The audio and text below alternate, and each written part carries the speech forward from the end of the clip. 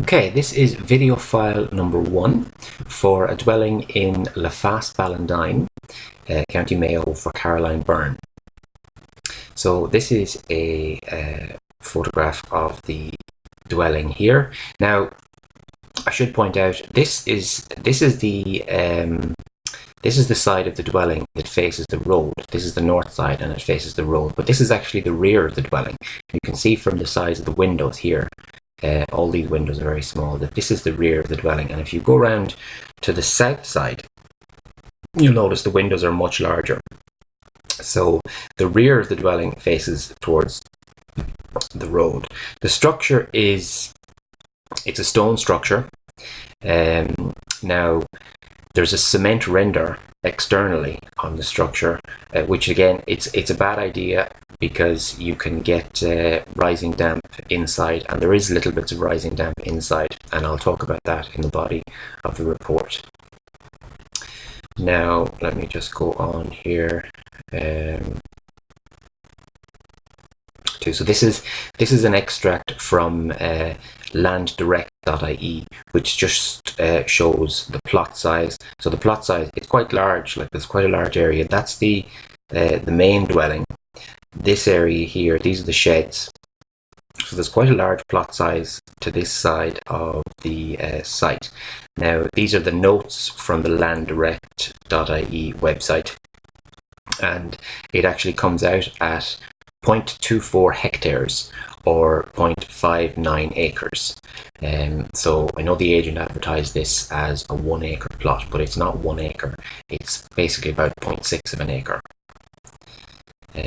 Now, and I've just taken overall photographs of this is, again, as I said, this is the north face of the dwelling, and this is facing the road, but it's effectively the rear of the property, as you can see from the size of the windows. The windows are all teak. This here is the gable. This is the southeast gable. Okay. Now this is the southwest elevation. So this is facing away from the road, but you can see that this is the front of the property. From the size of the windows, this is the front of the property. It's substantially larger windows on this elevation. Now that's another view of the front, or sorry, another view of the front of the property, but again it's the southwest elevation. There's a flat roof over this kitchen area here, a flat roof. It's not well designed and it's retaining water at the top, but we'll discuss that in the body of the report. This is the gable to the northwest. There's no windows there. And then let me come on. So again, this is another view of the northwest gable and the northeast elevation. Again, this is the side facing the road. And you can see there's not there's not great light in the dwelling because there's not that many windows. There's no windows on this. There's just one window here for the hall.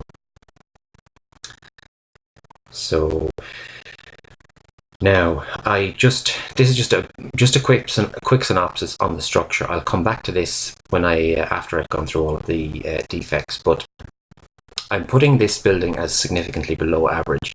Now I'm putting the building as significantly below average basically because it's not habitable until it's renovated, and because the roof requires replacement. It's not really economical or feasible or practical to keep doing repairs on the roof. It's in a condition now where it really needs a new roof. And I'll discuss that in the body of the report. So that's why, compared to other buildings, I've given it as significantly below average.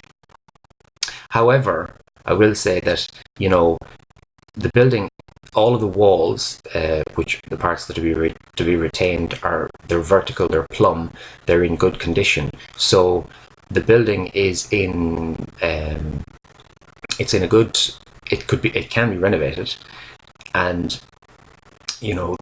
for an older style building, there's quite a good floor to ceiling height, so you're not restricted with low ceiling heights. It's amenable or suitable to renovation. Now, so I'll just go through all of the observations now. So first of all, I just want to point out it's similar to a story and a half dwelling construction, in that part of the living area is inside the attic space. So there's the roof line there. That would be the roof line continuing on, or the rafters going up.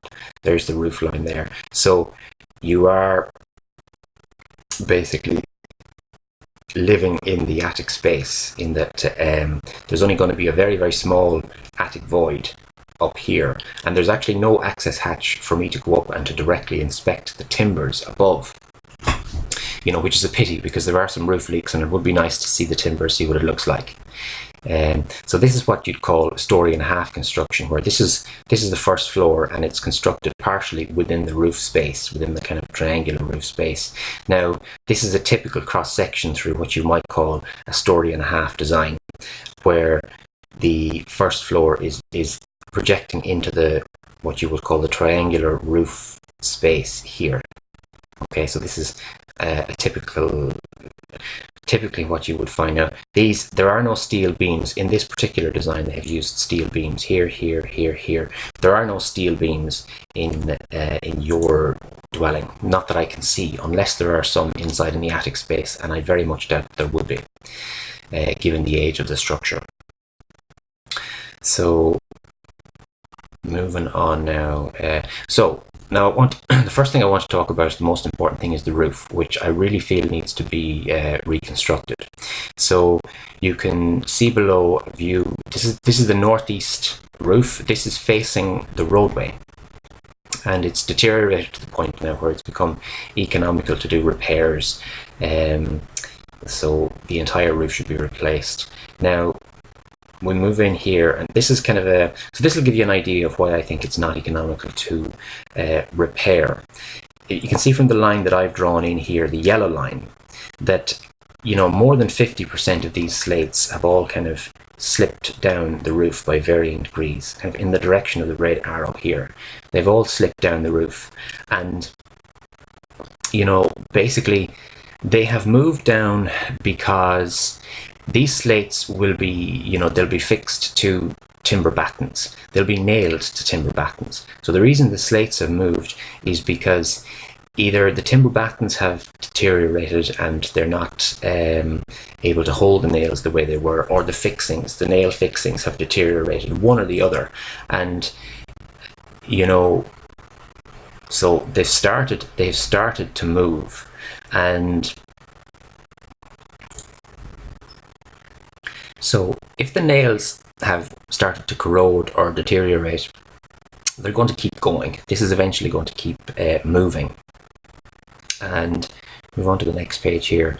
Now you can even see it's natural slates on the roof, and you can see here that the slates themselves have begun to deteriorate. And again, this could be another reason why they've started to move and slip.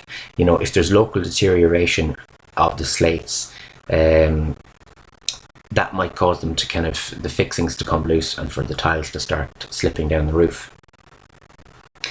Now, internally, so that's the chimney. This is the north elevation. This is the chimney. In this area here, okay, there seems to be quite a lot of rainwater penetrating.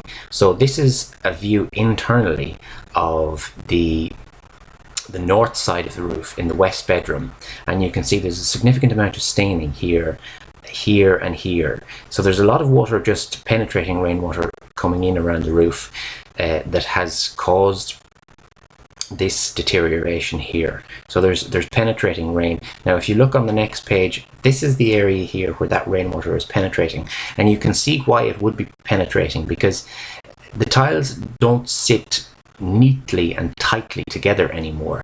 There's gaps between, because there's kind of minor little bits of roof kind of settlement and movement. The slates don't sit tight together, and there's gaps, so driving rain will penetrate, and, you know, when driving rain penetrates, that'll kind of exacerbate the problem. You'll get more deterioration, and then you'll get more settlement. And there's really, at this stage in this structure, there's no real way to do repairs that would make this kind of, you know, good and tight, so that you won't get any more penetration. It's kind of gone too far. So this is a view here of this is an area here again. That's the chimney. This is the north elevation. This is the area here mostly where rainwater is probably penetrating. Now you can see here this tile indicated by the arrow, this tile, or slate. These slates were replaced, they're new, but you can see that they're too narrow. The slates should all butt up to each other, like here. The slates should butt up to each other. They don't. These slates don't butt up. So these slates that he got, they weren't wide enough. I mean, so you have gaps here where driving rain will penetrate, just increasing the amount of deterioration. So it's not a good repair. I mean, ideally what he should have done was he should have got slates that were wider, and if they were too wide, then he could have cut them to suit, so that he would have gotten a good try and get a better finish, a more, you know, a tighter compact finish, so that driving rain wouldn't penetrate through the roof. And now it might not have been possible even to get it perfect, because there is slight kind of deterioration of the roof rafters, and you know, there's with that slight deterioration of the like, there's kind of slight sagging and settlement, so it might not have been able to get it the way he wanted it. Now you can see here in the red arrows shown it as well, that because of the slight movement, this is the wall is here, and there's sort of this area here has slightly dropped in level, so you're getting gaps underneath these slates here where driving rain can penetrate, and it's going to be very, very hard to get them to sit tight, so you might always get bits of rain penetrating. You can see here again the slates up here have started to delaminate, and up here at the top as well, all of these slates have broken off. So there's too many little repairs for it to be done successfully, and you know, at this stage what you would really be doing is redoing the whole roof. Now I'm going to just okay, I'm going to just stop this video file 1 here, and I'll continue this on in video file 2. Okay.